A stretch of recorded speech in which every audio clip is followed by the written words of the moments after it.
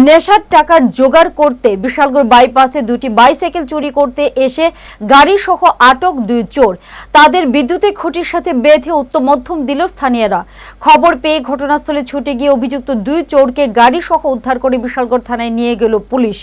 জানা যায় মঙ্গলবার দুপুরে একটি 3 চাকার পণ্যবাহী অটো গাড়ি করে বিশালগড় বাইপাস থেকে দিনমজুর দুই শ্রমিকের বাইসাইকেল চুরি করে অটো গাড়িতে করে নিয়ে যাওয়ার পথে স্থানীয়রা তাদের আটক করে বিদ্যুতের খুঁটির সাথে দড়ি দিয়ে বেঁধে রাখে। অভিযুক্ত দুই চোরের নাম কাস্তব সরকার, বাবার নাম ভোলা সরকার, বাড়ি আগরতলা, নয়ন দে, বাবার নাম নন্দন দে, বাড়ি বাগমা। চুরি করার সুবাদে সে আগরতলা ভাড়া থাকে বলে জানান। তাদের কাছ থেকে ব্রাউন সুগারের কন্টেনার, টাক্কাল, 3টি তালা কাটার ব্লেড উদ্ধার হয়। জানা যায় বিশালগড় বাইপাসের নেশা কারবারিরা বাড়ির কাছ থেকে ব্রাউন সুগারের কন্টেনার ক্রয় করতে এসে অভিযুক্ত দুই চোর ক্ষেত মজুরের এই দুই সাইকেল চুরি করে নিয়ে যাওয়ার পথে আটক হয়। বিশালগড় বাইপাসে প্রতিনিয়ত যে সমস্ত চুরির ঘটনা হয়েছে সবকিছুতেই অভিযুক্ত এই দুই চোর জড়িত বলে দাবি করেন স্থানীয়রা।